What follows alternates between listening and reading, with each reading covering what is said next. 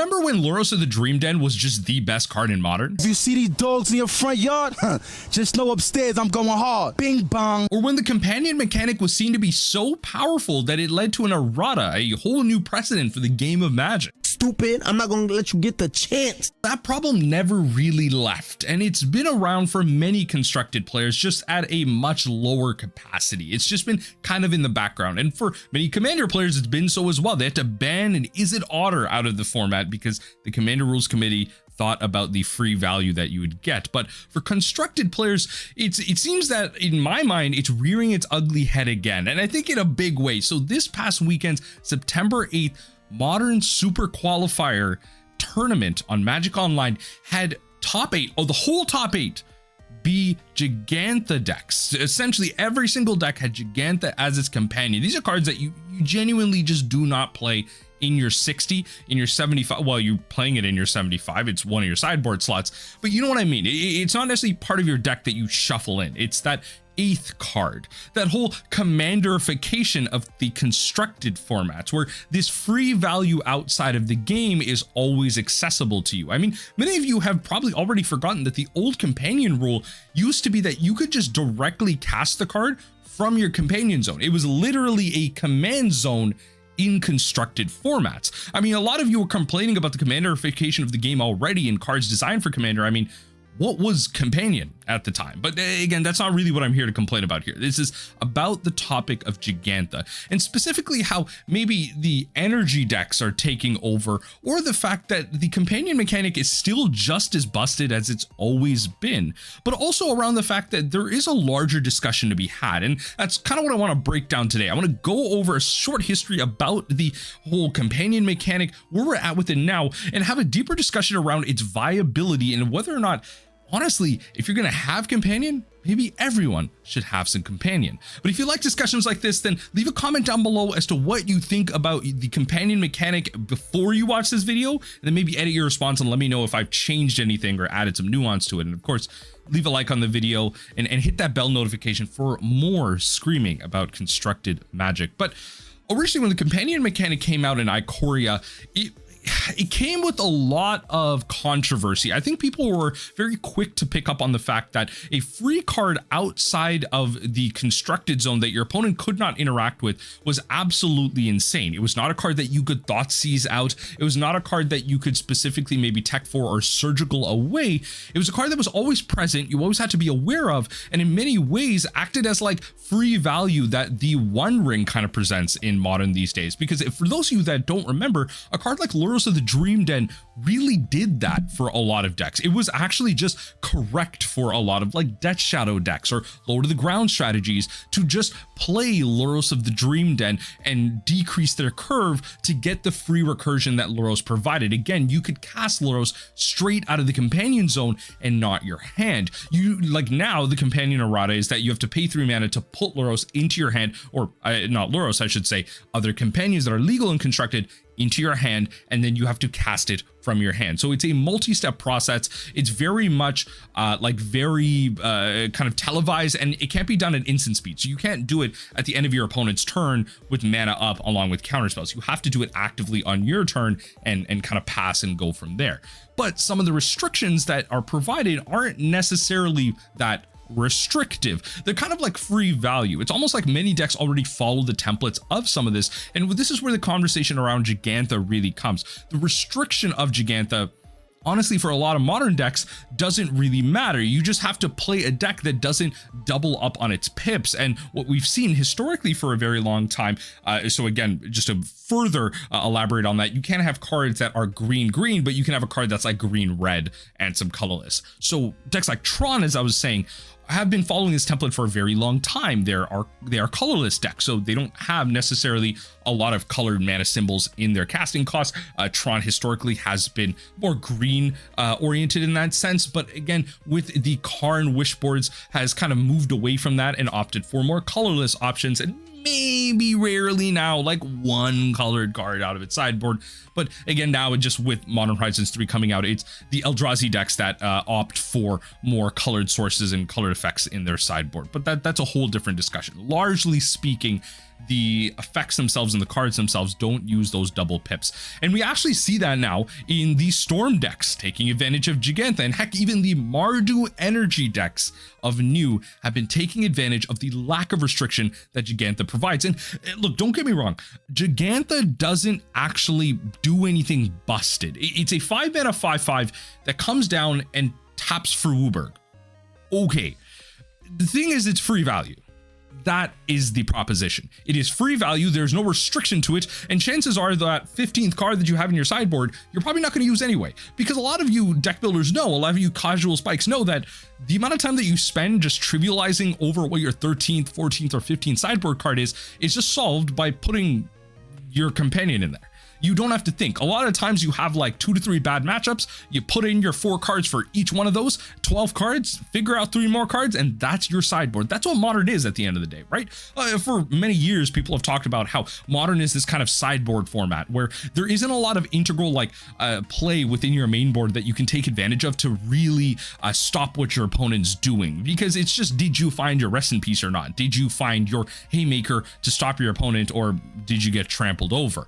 And so it doesn't have that nuance that maybe for a lot of formats like Legacy or Pauper have, or a lot of slower pay that decks or formats like Standard have. Modern is a very drag race or 2 ships passing in the night type of format. But in that way, you get to use those slots again for this companion that is free value. You don't lose anything from playing this card, or the effect that you lose of not having one more sideboard card is so minimal. I mean, the fact that Storm decks can play it, the fact that the New Age energy decks can play it, and the fact that, again, the regular colorless decks can play it, like, anything can really play it. I mean, the domain decks are playing it. The fact that a 5-color deck can just play this for free. Honestly, a deck that would actually, honestly, like to take advantage of an effect like this, if you don't have Leyline of the Guild packed out, there is a world where you could play Jegantha and maybe get some type of value out of it. I mean, at that point, if you got 5 mana for Jegantha, you probably have the mana you need anyway, but you know what I'm talking about. There is a level of value to be had, albeit minimal, but it's free value. And that's what the companions ultimately provided. And in many ways, people could compare something like Lurrus of the Dream Den to the One Ring, because again, as I mentioned, it was like just correct to orient your deck around the value that Lurrus had. I mean, if you had Lurrus of the Dream Den out, you could cast a card from your graveyard. I mean, think about this. I even made a short about this, where Ragavan Nimble Pilferer allows you to dash itself. You can dash it out of the command zone, because dash counts as a cast cost. That means that with the Lurrus the Dream Den out, you can just, if you're top decking bad and your opponent's got no cards and you have the Lurrus, whoever plays the Lurrus first essentially just gets that free value, because you play your Lurrus and then you pay 2, you dash out of Ragavan, you swing at your opponent's face, and then Ragavan goes back to your hand, you get a free card off them, you ramp a little bit, and you're off to the races. Yes, you can dash Ragavan out of the graveyard thanks to something like Lurrus of the Dream Den. So, I mean, that wasn't necessarily the reason why it got busted, but it was just one of the cooler interactions that existed in it, and it just had this free value to it. Heck, even the mill decks were playing it. Forget Ensnaring Bridge, forget Ashiok Dreamrender of the time, even though Ashiok was technically pretty good against the Lurrus metagame. Tasha's Hideous Laughter was having a great time as well. But at the end of the day, something like Lurrus of the Dream Den really changed the way things are being played. I mean, even Zerda in the Bomberman strategies in the older formats provided a sense of like a combo finish for free that, again, your opponent could not interact with proactive abilities like Surgical Extraction or Thoughtseize or Inquisition or anything like that. It was just there in your command zone, companion zone, and your opponent could just cast that out of nowhere. Zerda served to reduce the activated cost of certain creatures and permanents, I believe creatures off the top of my head. And then Lurrus of the Dream Den provided free recursion. So some of the other companions survived. But my biggest problem with companion right now is that it's prevalent, it's free value, but the ones that are managed are relatively low stakes. Again, something like Jegantha doesn't really provide that type of value that you're looking for. And some of the other companions that we have right now, like essentially functionally are unplayable because of that, like kind of putting into your hand type of like spiel that they have, or the restriction for them is a little too high. Like we had that whole Demir one where it would kind of serve as this like kind of like clone commander in Pioneer, or not clone commander, clone combo piece in Pioneer and everything. Like it was really cool. But the problem is that I think the design space for the companions are really flawed in philosophy, I should say, because Mark Rosewater, I believe it was Mark Rosewater, went on records saying that the design space for companions are really limited. And this is where my central kind of crux is of the video, where I believe that if you're going to have companions legal in the format, they kind of serve as that free commander value, this combo piece or this central piece that makes your deck tick, that you may not build around it, but it gives you the colors and the free value that you have to have the rest of your 99 or 60 in this case. So why not have everyone play it? Why not make a companion for everyone? I don't buy the fact that these kind of design spaces are limited, because if you really think about it, all of these effects that we see on our companions are just static effects that already exist in other artifacts, enchantments, and things that are similar. These are already abilities that already exist. So why don't we take other static effects and put them onto companions? Why don't we take like a Sphinx's tutelage and put that onto a companion for the mill players? I mean, that may not exactly be the one that we want, but again, like just kind of providing value as to like, we could just do that. Like Bruvac could have just been a companion. We could have just restricted it to mono blue. You have to be a blue deck and then your cards mill more or something. Again, like you could have static effects. So why not have this for every deck? Every deck should be on an even playing field. Every deck should have free value if you're going to provide free value. And yes, there's going to be a balance problem of some hyper synergizing more than with others, but it provides this restriction. Like if you want this free value, you have to work within the confines, and then you hyper restrict things. So if you wanted to play Domain Zoo and you're playing something like Jegantha and that matters to you, like let's say Leyline of the Guild Pact was put onto a companion and we still have the old companion rules. Yes, you can have it there, but maybe it costs a lot, or maybe it's like it could only be the first spell or the second spell or something that you cast that turn. Like there's some type of restriction that makes it so the effect is really powerful, but it restricts you in such a way that you have to play it in a certain way to make it work. I think that is how we should be balancing companion. Otherwise, we should not have it at all. This type of free value is very problematic because it kind of works around the whole angle of free spells. I mean, Timeless on Arena is kind of going through this situation right now where there's kind of small murmurings about the whole, the fact that like cards like Dark Ritual are legal in the format, but you don't have cards like Force of Will legal either. It's almost like having free value without free interaction to kind of mix with that value or stop that value is just logical sense. Like it's like it doesn't make sense, right? Like why have Dark Ritual and other combo pieces that are so powerful in a format like that, but not have like cards like Daze or Force of Will to help balance that? Like that's why Legacy is actually a good format. Like you have all the busted things in the world, but Force of Will and Daze act as like the police to all of this. It acts as the stop. Like you can still do the busted things, but now you have to play this mind game or play interaction around your opponent playing this type of stuff. Whereas now, if you had companions in everyone's deck, then you have to you have to reveal your companion as a game action, and then you can then play around. You can then make a judgment call like, oh, my opponent is playing a Lurrus deck. It's probably this deck or this deck. But now you don't really have that because Lurrus is kind of everywhere. You kind of now have that ubiquitous sense where if Lurrus was being played, it probably was almost any deck. It's like the One Ring. If you see a One Ring being played, if your opponent just ramps out into a One Ring, depending on the ramp pieces, I guess you can determine what type of deck they're playing. But if you were just playing a bunch of generic pieces, then you may not actually be able to determine what the deck is, right?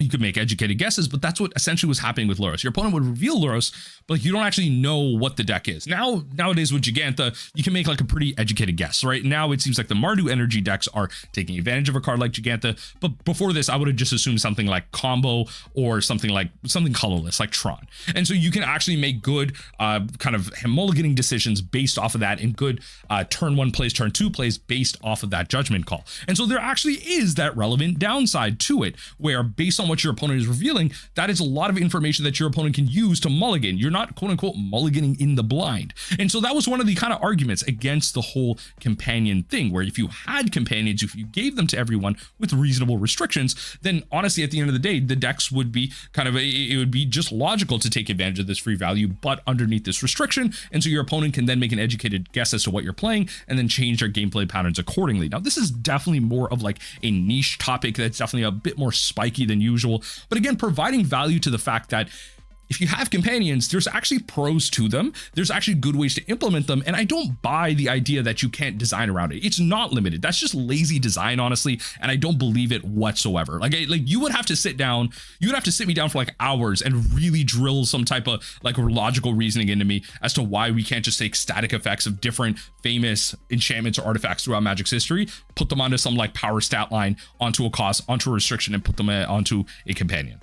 Like, have companions everywhere or don't have them at all, because that's where Jegantha is right now. Because it's got the point where like, yeah, like having double mana cost used to be a cost restriction, but they're just not doing that anymore. It's so much easier to cast your mana these days, and that's just like a result of like fetch lands, right? At the end of the day, fetch lands are the most busted Magic cards ever printed in Magic's history. They really are. Like, in my opinion, fetch lands are more busted than Ancestral, more busted than Black Lotus, because of how they warp a format. Like, look at the difference between Pioneer and Modern. Look at the difference between Historic and Timeless. Like, yeah, the card pools may not be similar, but Historic and Timeless is a better kind of example of this. But look at how different mana bases are and the strategies are. Look at what you can take advantage of, and look at why something like Ancestral can be legal in Pioneer, but we don't have that in something like Modern. Like, there's so many ways that a manipulated mana base and easy access to colors don't really provide a restriction, which is why that double mana cost doesn't even act as a restriction anymore. So it's not even worth doing anymore,